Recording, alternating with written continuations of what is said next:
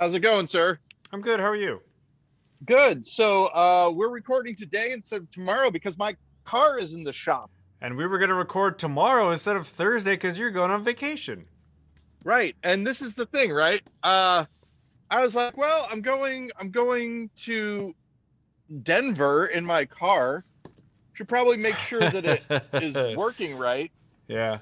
Uh, three of my tires are shot. I'm sorry, three of my tires are in bad condition. There you go. Just want to make sure that and my brakes have a problem. So With authority? all good reasons to get exactly. Yeah. Oh man, you wouldn't believe it. Your brakes are like, don't tell me what to do. Ben. Yeah. So yeah. So that's getting taken care of. I think this is the first time. I think this is the first time we've ever recorded a show before last week's episode has even been posted because I was lazy. I think we've done it. Once before. Have we? I really remember it happening once before. That we had two in the can, basically. Yeah. So yeah, when I get home today, I'll post last week's episode. Welcome to the call-in show from whatever the exactly crap that Mr. Show. One of our favorite episodes of Mr. Show. Both Ben and I independently arrived at the opinion that the pre-taped call-in show was just an amazing, it's an amazing sketch. We liked that one. We liked Audition. Audition was another. Audition was good, and of course now the problematic Tales from Everest. Oh yeah. Oh, I just saw season. We talked about this season 5 of Better Call Saul. Yes, I just watched it recently. And he's in that as well. He plays the archival footage of the dad for Mesa Verde. The dad of the Mesa Verde bank president. He pops up every once in a while. If Bob Odenkirk or David Cross are doing something, chances are Jay Johnston was going to pop up somewhere in the background. He was in a few episodes of Arrested Development as a cop. Yep. So it's too bad. It really is a problem. Apparently, I even hate to mention it because this is how it started the last time, but we'll mention it on the podcast because why not? He is apparently planning on running in the next election. Oh, good. So there's something for us as the American people. And the reason I know that is because I read an article where the person said that if he does run, our credibility in the on the national world stage is shot. I'm bleeding all of a sudden. I scratched a Don't mole. pick at it. Well, I'm not now. You picked off a mole? I did not pick out. No, Ben, I didn't pick. Well, I guess maybe I did. That's a spot of bother. But anyway, I'm bleeding. Oh, see, I didn't read that, but I heard of it. Oh yeah, Mark Haddon, the same author of the story of the dog in the midnight or whatever. Oh man. Okay. Yeah. The Strange Tale of the or whatever. Yeah. Yeah. So that's too bad. It really is. Do you need to take care of that? No, I don't think so. I'll just let it bleed throughout the podcast. It should be fine. I mean, it cleans the wounds, doesn't it? Isn't that? Sure, but the problem is outside forces can infect the wound, so you'll want to clean it and cover it. It's a very small wound, Ben. Yes, but air is filthy. To air is filthy. To water is divine. Friend of mine who has COVID, who I mentioned last time. Oh. Reporting strange olfactory hallucinations. Olfactory hallucinations. smelling rancid things when there isn't anything rancid around. Interesting. Oh yeah, you've mentioned that before. Like somebody who Oh, did I mention that already? Well, no, not for this specific instance, but you mentioned a use case that you've heard of, or maybe it was an experience of somebody you knew where everything they ate tasted like burnt something or other. Yeah.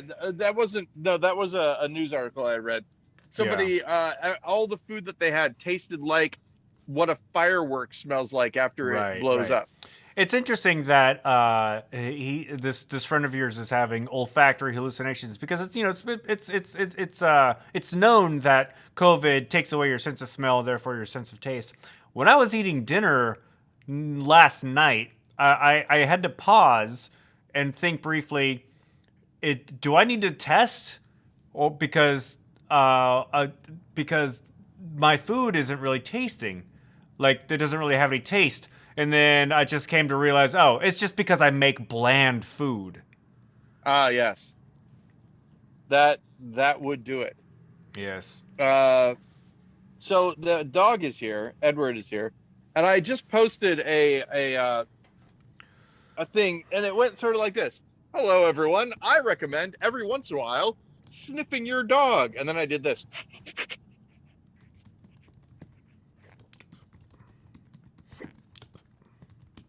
He doesn't know what to do after that. It's very fun. He just wants to lay on your chest and just be held. That's all he wants to do. Yeah, he missed me. Oh man, if I get a job where I can't work from home, and again, looking more and more like it's a little slim pickings out there for work from home stuff.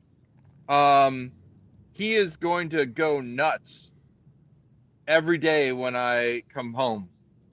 Yeah. Because he won't have seen me, because he misses me. I can't remember which big company it is. I think it might even be Apple, where rumor has it that a number of employees are going to just walk out if they're forced to go back into the office.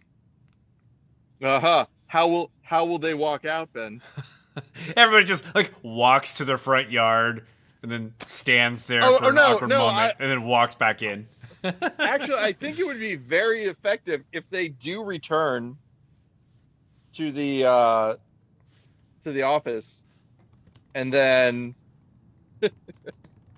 they return to the office, and then they come right back home.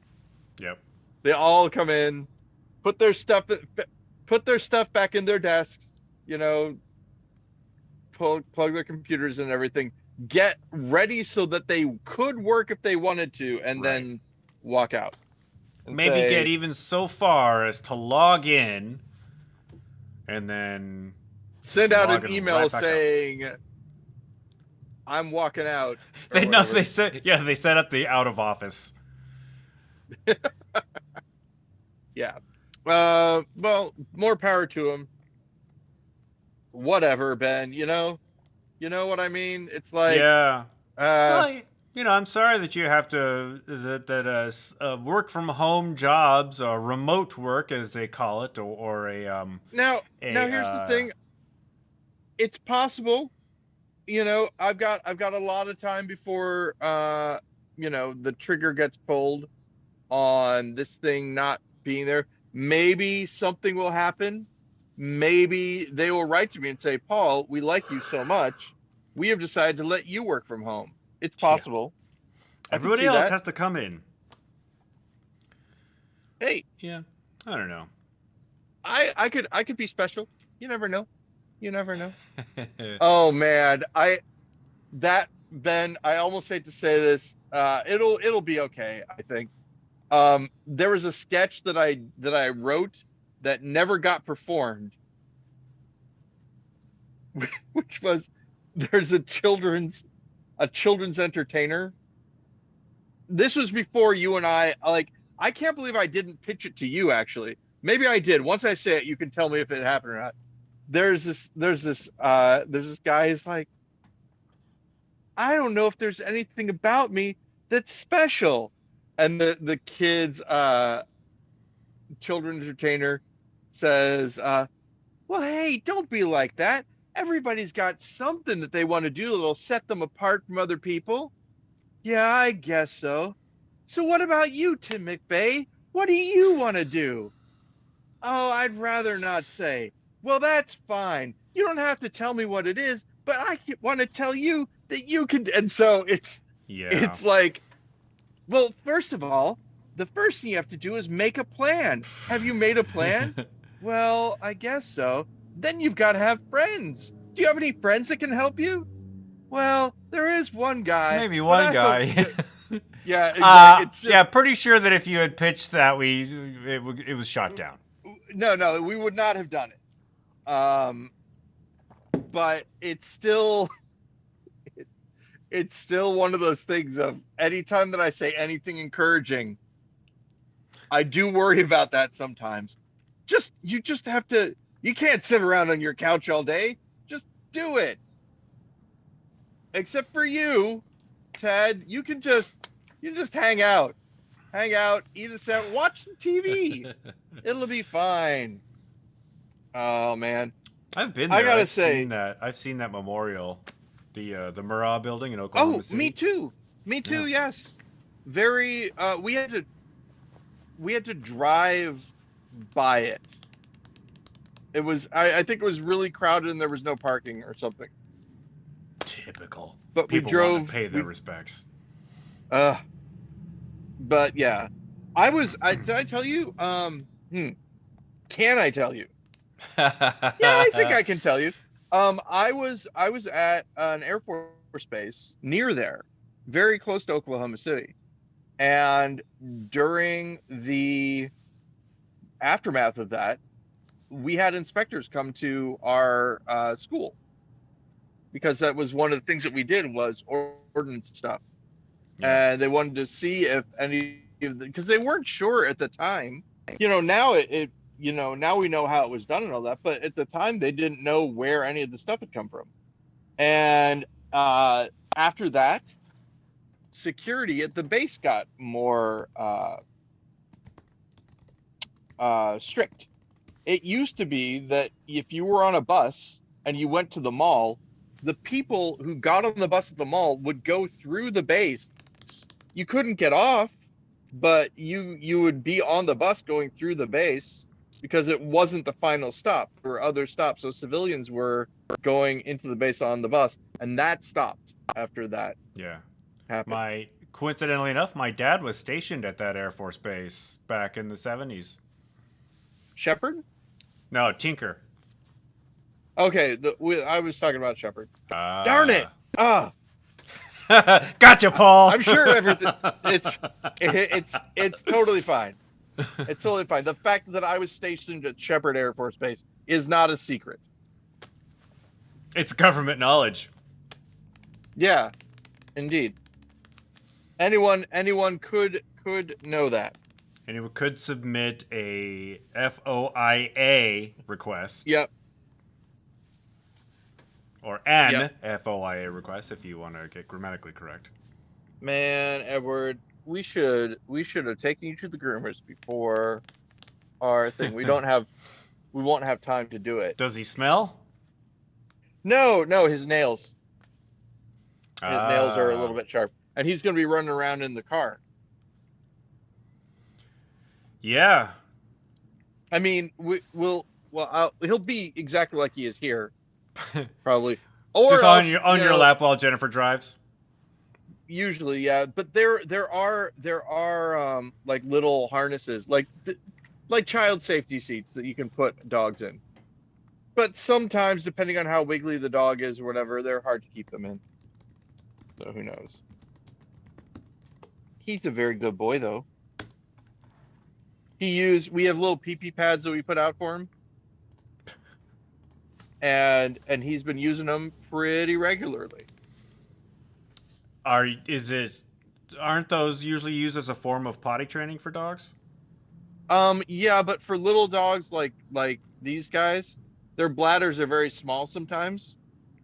And so most times small dogs have small bladders. So you want them to do one of two things: let you know by whining if they have to go out, and also by putting things out so they can pee on them if they need to, if they have an emergency.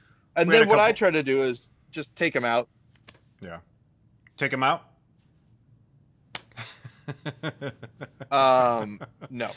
We had a couple of small dogs, and they were never really potty trained 100%. They knew not to go in the house, but they always went in the garage, and without going outside. And we put out those little pads, and it was almost as if it was a challenge for them not to go on them. Yeah, exactly. That sometimes is what this guy does. So I've been telling him that he's been a good boy recently because he's been doing it. Yeah. So So did you watch Yeah, the finale of Severance? oh, I did. Yes, did you? I did. Yeah, watched it a couple nights Is ago. anyone watching us right now? Nobody's watching right now that I can see. Spoilers for Severance. I thought it was great. Yeah. Really good. Yeah, it was one of those things where I was expecting twice more episode, and when it ended, I was disappointed. And that's a quality show right there. When you want more when it ends, but I may have to go back and just rewatch it now that I know everything. Yeah, that would be interesting. Oh, his wife, Ben. His wife. Oh, That's such a the thing. spoilery part. Yeah, fun show though. Yeah, I like John Turturro a lot. That's something. If you and I were people in that show, I would be John Turturro. I'm Adam That's who Scott. I'm closest to. You're closest to Adam Scott. Yeah. So let's cast everything else. Who's Dylan Dylan. and Helly? Jose Amador Yes. as Dylan. Good call. And I would say Pamela Miotov as Hilly. Maybe. I'm going with people that we've worked with before. Right. And stuff. Yeah. Jennifer as the Patricia Arquette character. Patricia Arquette. I was going to Coble. say her name, but I didn't want to. Yeah. Spoilers. No, Miss Coble is her innie name. Yeah.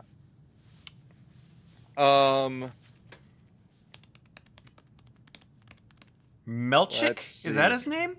Yeah. Who is Mr. Melchick? Well, I mean, I could. There's a actor in town. I don't know if you know who he is. His name is Jordan Michael Whidbey. I think he'd be a good Mr. Melchick. Or Yeah, I don't know him.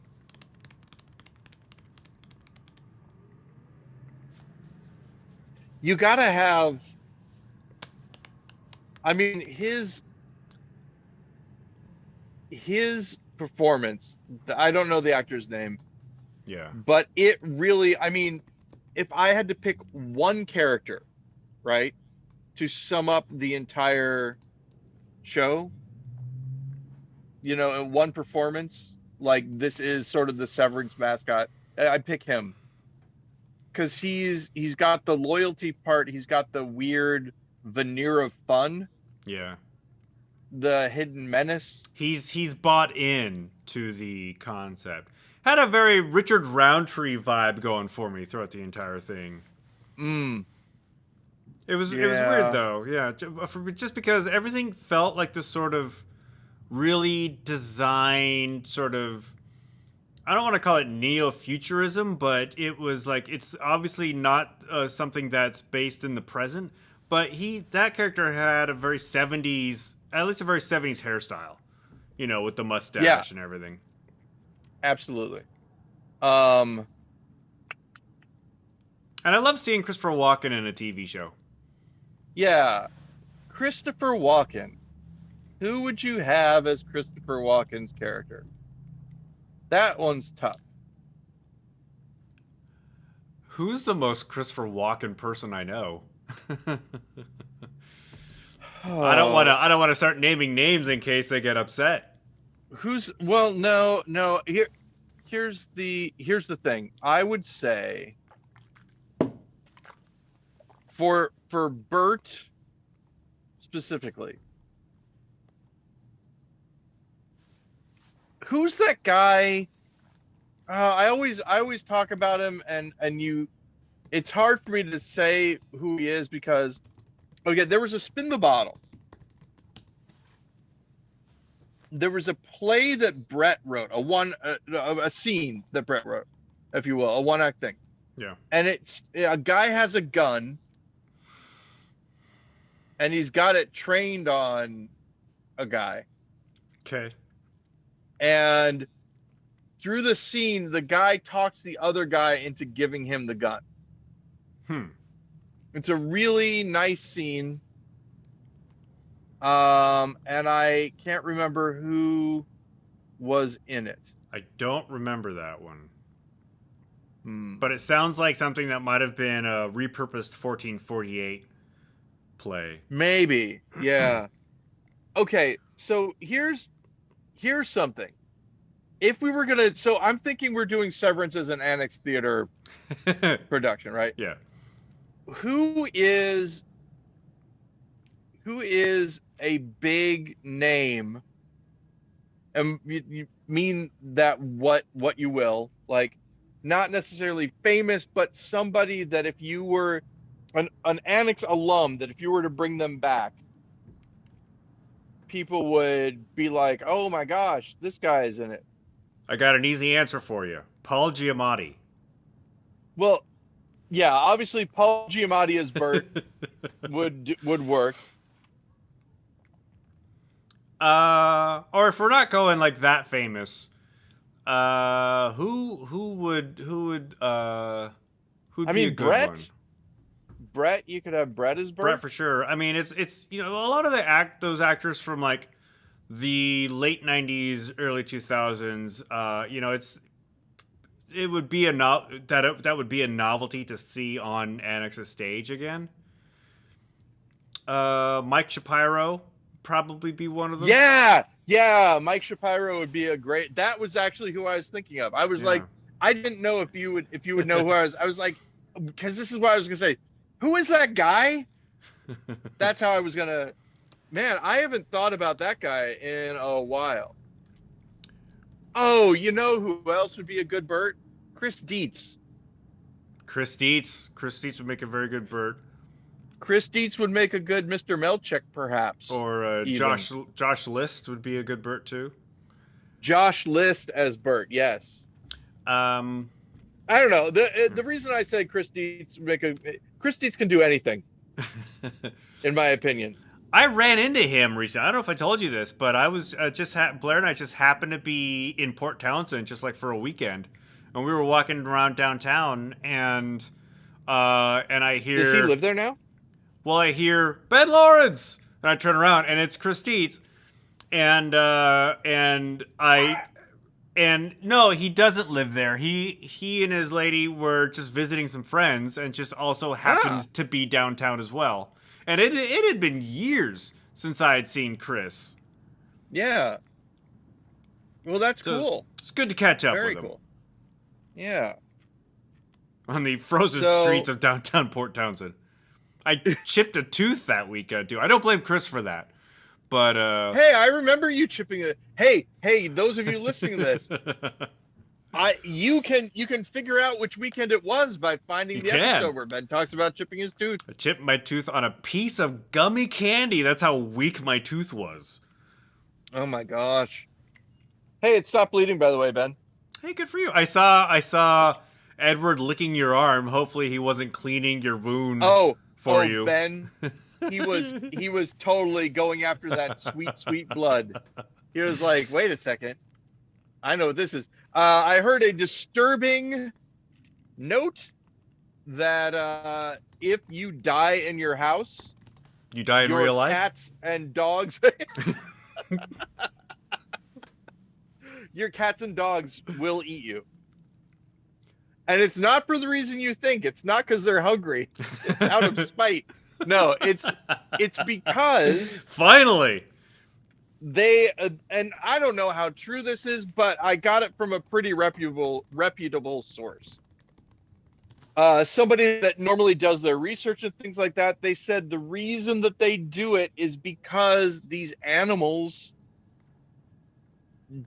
have been like just instinctually they don't want to leave meat lying around because it will rot and cause disease. Well, I'm wondering if there's also some sort of evolutionary throwback to that, where when wolves, when a member of the pack dies, do they just leave them behind or do they eat them? Ah. And so if, say, you're in your house, you're the alpha wolf. So when you die, your dog's like, all right, well, I got to do what I got to do. Oh, this is something interesting. I was about to say something, and then I was like, oh wait, so it would still apply.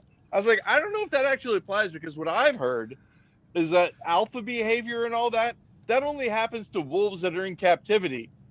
So it probably doesn't apply to dogs. Nah. Yeah. What is happening?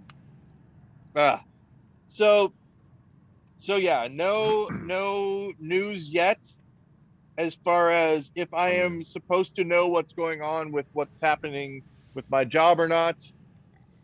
This is one of those things of I've mentioned this before in different things, just in context of my job, but in context of a lot of things.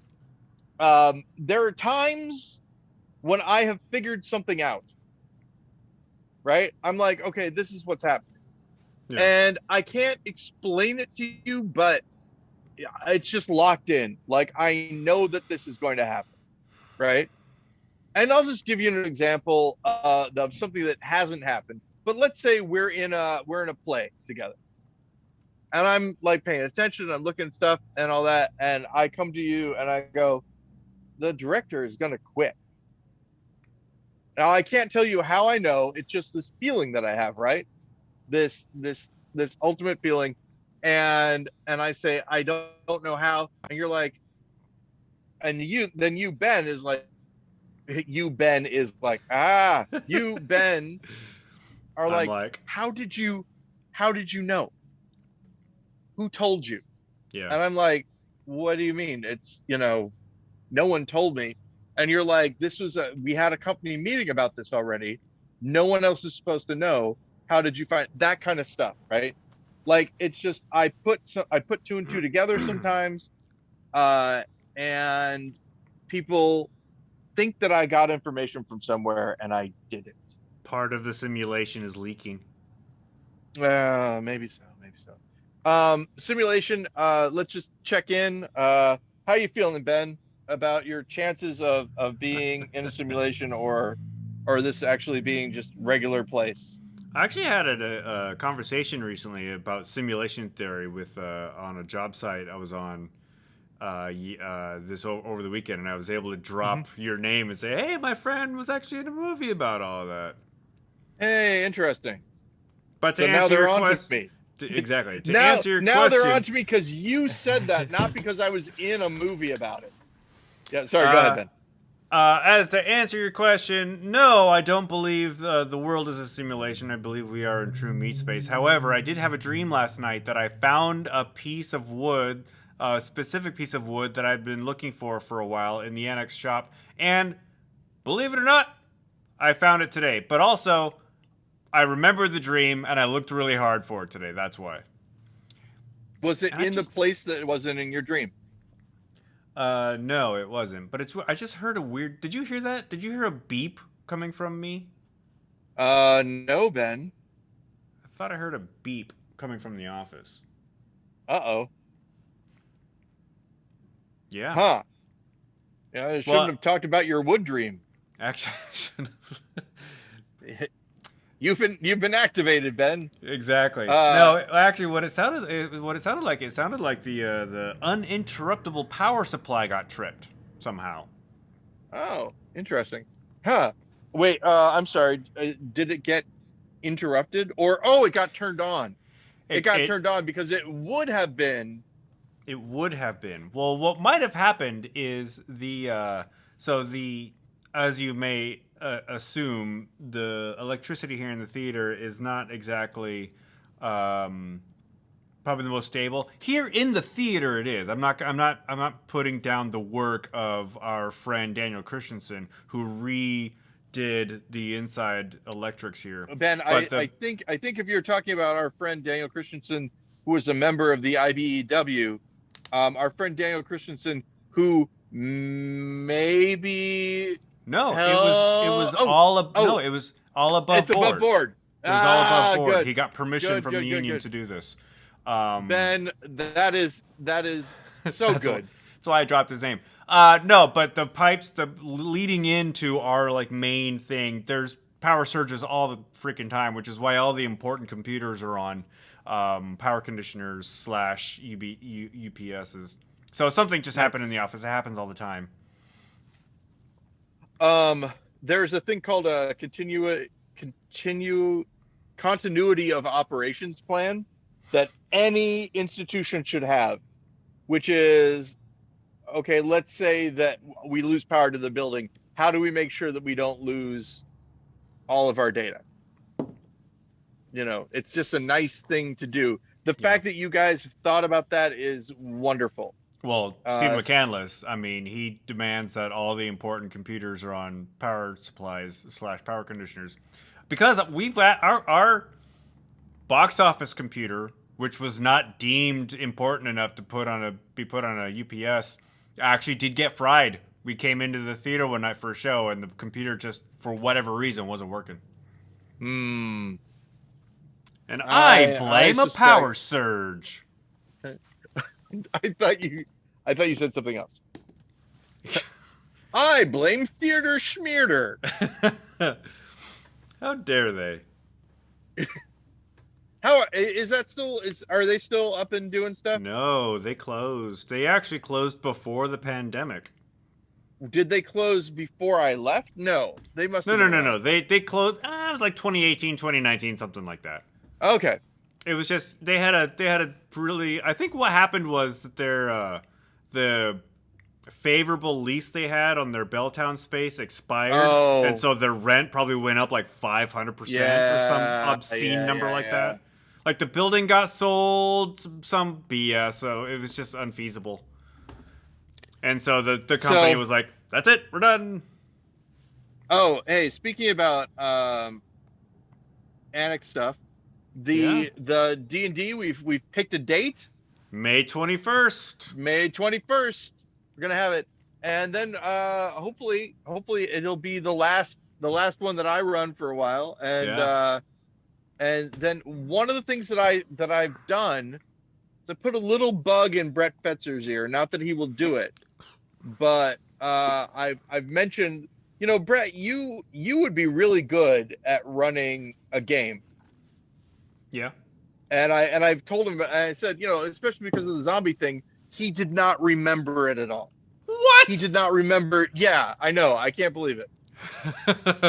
That is such a benchmark improv game. Yeah, it was one of the best things, and to him, just another weekend or whatever. Just another night in a Pilates studio. Yeah, just another night in a Pilates studio. So that Pilates studio is now a Starbucks. Yay! Wait, what? For real? Oh, they tore that building down and they put up a high rise, and there's a Starbucks on the lower level. I think technically where the Pilates studio was is like the lobby of this high rise. It's so weird looking at my face. Tell me about it. Because I woo This guy, man. This is a guy, but it's not the guy that I think of when I think of me. But now it is. You got some sort of dysmorphia there going on? A little bit.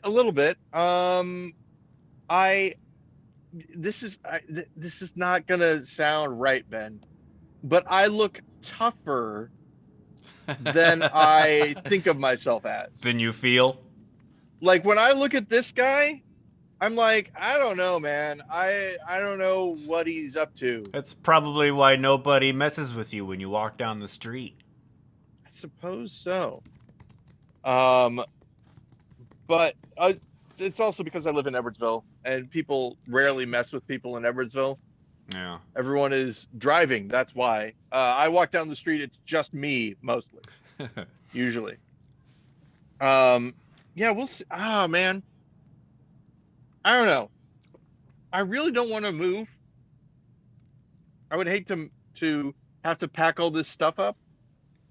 Yeah, you won't have me around to save your ass This this is time. Ben. You will not believe how many times I'm like, okay, I'm gonna have to just pay someone to be Ben. I'm gonna have to pay a company to come in and box up all of my stuff. Yeah. Because Jennifer doesn't want to do it. I don't want to do it.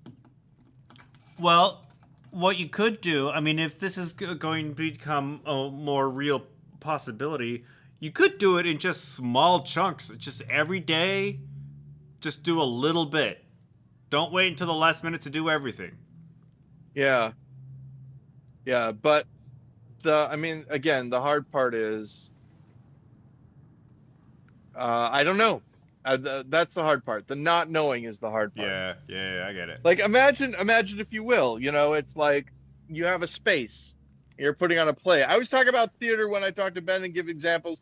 You have a space you're putting on a play, and the person says, "Well, we should put the play on in a different venue, even though you're renting out this space." And we're like, "Well, that doesn't make any sense, right?" Easy choice to make. Now, let's say that the person who has the lease for the place that you're at says, "We may renew your lease, or we may not. We're not sure yet."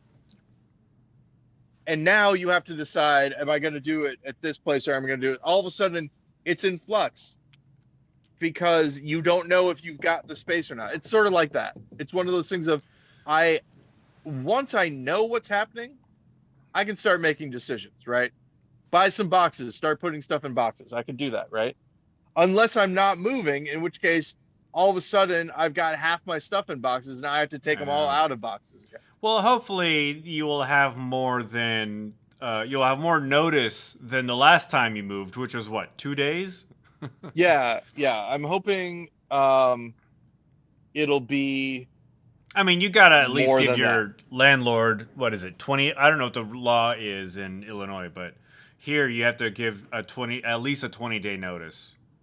Oh, yeah, I don't know. I feel as though just by virtue of how things go that I'm probably going to have double rent, like an overlap, at least some. You know what I mean? Yeah. Like rented a new place, rented the other place. But every single place where these jobs are at, they're all much more expensive than here. Well, I mean, what won't be more expensive? I mean, what will be less expensive than where you are? You live in a very affordable part of the country. Yeah, that is a problem. Oh, Ben, you just reminded me of something, but I can't remember what it was. Central Alabama. A very affordable part of the country. What is the thing that I was concerned about? Was it military action inside the United States? There was something I can't think of what it was. Oh well, probably not important, Ben. Probably not important. Who knows? But maybe that's what it was. Maybe I was worried about something. Oh, so close. Military. I mean, this episode isn't going to air for about a week, so the world or the country may be a very different place next week when this episode airs. It's airing now. It's streaming, but I feel as though I know what it is. Ben's gonna guess the news. All right. Ben gonna guess the news. Yeah, guess the news, Ben. Okay. Can I get a hint? I guess so. There was something old was in the news again because of something new that happened there. Wow. Something old was in the news again because something new had happened there. Yeah. Is the something old in the U.S.? No, it is not. Is the something old on planet Earth? It is. Okay. You've narrowed it down. Is the something old a place? Yes. Is it a building? Yes. Ish. Yes, ish. Is it Yeah. a geographic location? Someplace old? Yes. Yes. Is it does it have to do with the current conflict in Ukraine? Yes. Is it in Ukraine? Yes. Is it Chernobyl? It is Chernobyl. Now, why is Chernobyl in the news? What I understand is that the Russian army had come and first they disconnected it from Ukraine's power grid. I didn't even know it was still connected. Ukraine then said it was reconnected, and then the Ukrainian forces found that the Russians had dug trenches in the contaminated soil around the power generator. Why, I don't know. Okay, so they had dug trenches in the contaminated soil, and the floor that they were staying on in one of the buildings had high levels of radiation because they had tracked the mud onto their floor. So, And the Ukrainians said that those soldiers are most likely bringing that radiation back to Russia with them. yeah. Like not in a planned sort of way, but basically that they are now contaminated people and most likely will die of radiation poisoning. When I first heard It's this implied. story, yeah, when I first heard this story, I had to really wonder what the motivation was behind this operation. Because it really felt like Russia was just setting their soldiers in to die of radiation poisoning. Well, I think they had them dig, fortifications and stuff like that in case there was a military whatever, right? Yeah. That would be the reason that they told their people. But and this is the disturbing part.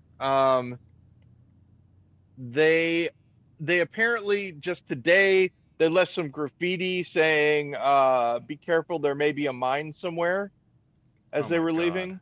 They've got another plant that is, I believe, under their control in Ukraine.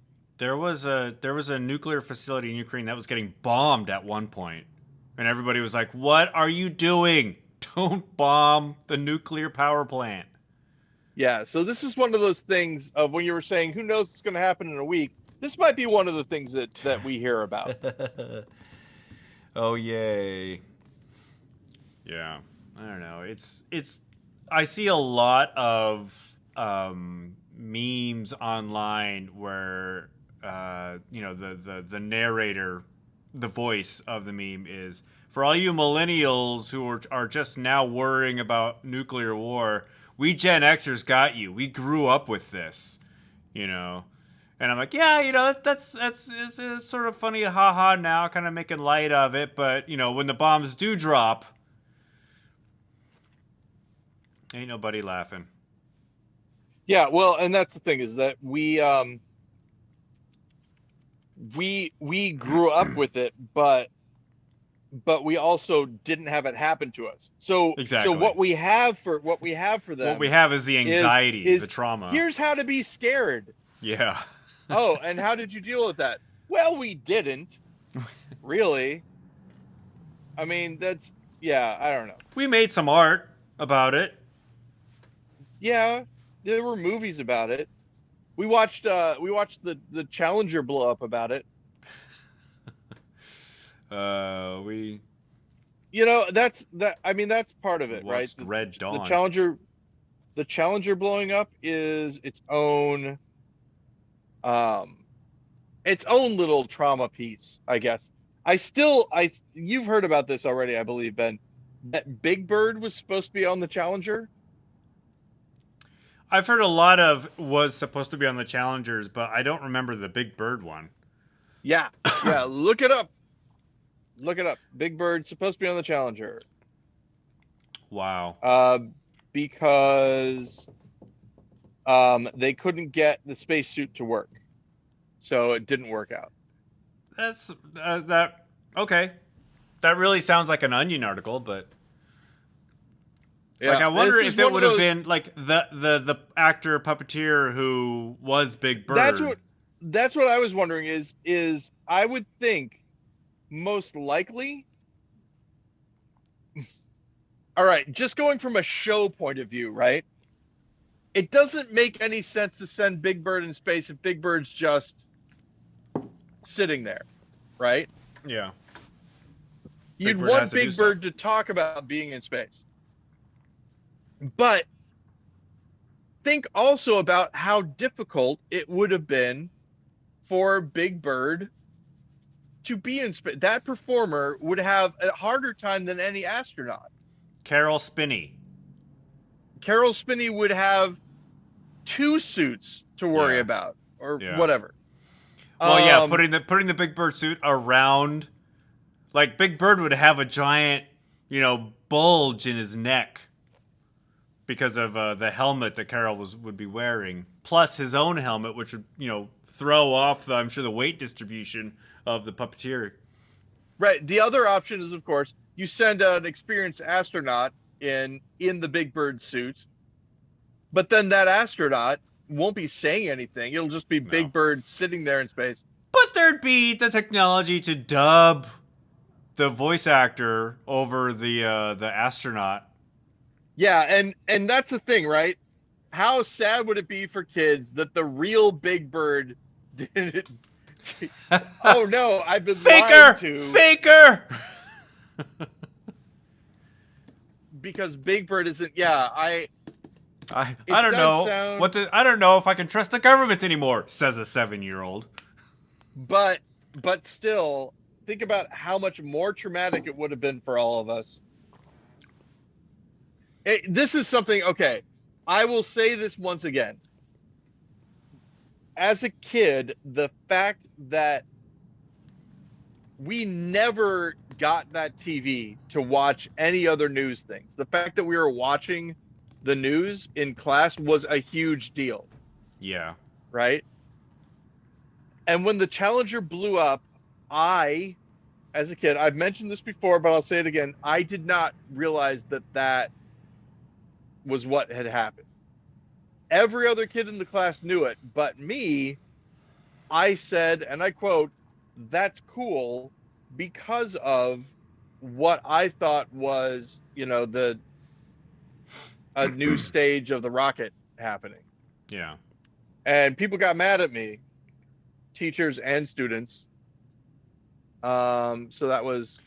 I honestly don't remember. I have vague recollections. This was 86, right? I was 10. I have vague recollections of knowing about it, but I don't believe I watched it. I think we were told later on that day. But what grade were you? What grade were you in? Well, what grade are you in when you're 10 years old? Was that how old are you? Second grade is 7, right? 8th grade is 3rd.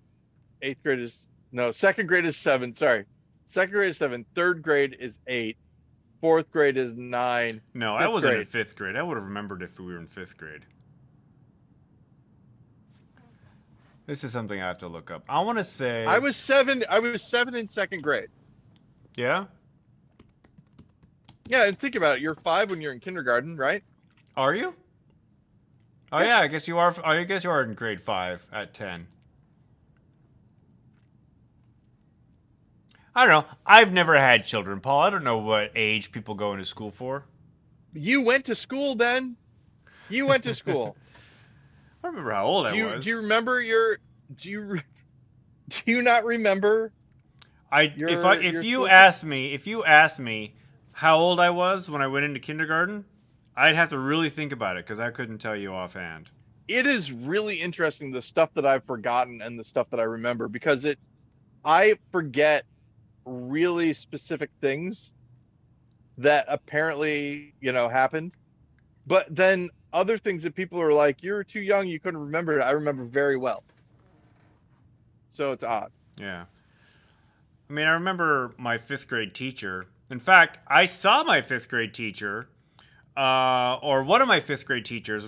I was in a weird block where we rotated between teachers. Uh-huh. When I was a school photographer, shooting kids at some random school in the South End, I ran into one of my 5th grade teachers. He didn't remember Were they me, a but I teacher remembered at him. this school? Yeah, they were a teacher at the school, and I took his picture. Uh-huh. Stealing souls. Absolutely. Oh man, if As you do. I had a nickel for every soul that I've stolen, I'd be able to pay off my credit card. Yeah. Yeah, so 5th grade, I was in Mr. Conway's class. Mr. Igawa was the one that I saw later on in life. And fun fact, no, Mr. Conway was my 6th grade teacher. My 5th grade teacher was Mrs. Day. Wait a second. I had a Mrs. Day as well, but no, that was in high school. She was my typing teacher. Ah. She was married to the biology teacher. The biology teacher who told me Mr. about Knight. how eugenics are wrong. I've told you this story before, right? Have you? We were learning about genetics, and I was like, this is really cool. And I raised my hand and was like, does this mean that you could breed people like you breed dogs? And he was like, well, I don't. I was like, I've got a really cool idea that what you could do. He's like, I want to talk to you after class. Yeah, I would stop you right now. And he talked to me after class. He's like, I want to let you know that that's kind of what the Nazis were doing. Paul, that's not good. You should not think that this is a cool idea. And I understood and I got it. Yeah. There are some other things, Ben. I don't know. What episode is this? 320. 320. So yeah, I also at one point in time wanted to do taxidermy so that I could make mythical creatures, and make a centaur and stuff like that. Yeah. And people had to explain to me that using dead bodies to make half human, half animal hybrids is not a great idea. And then I was like, well, what if genetics and taxidermy, what if you could make an actual, that kind of stuff.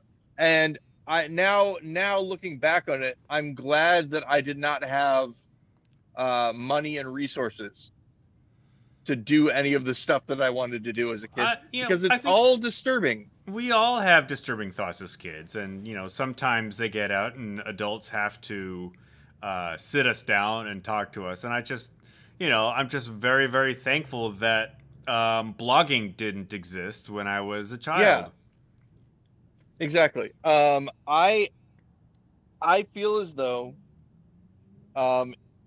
if time machines exist, some of us will be going back in time and just giving ourselves a stern talking to. If time travel exists, go back about a half an hour and make a beep noise come from the office. Okay, I will. I've mentioned this before. The how Stephen Hawking had a party for time travelers, but he didn't advertise it until after the party was over, which I thought was cute. But I feel like all the time travelers are probably cool, and they're like, I'm not going to a Stephen Hawking party. No thanks, man. Oh, you don't think a Stephen Hawking party would slap? I feel like look, I feel like the superficial uh all the people, here's the thing. All the people that would want to go to the Stephen Hawking party are also the people that would follow the rules, the temporal rules that you can't go to the Stephen Hawking party.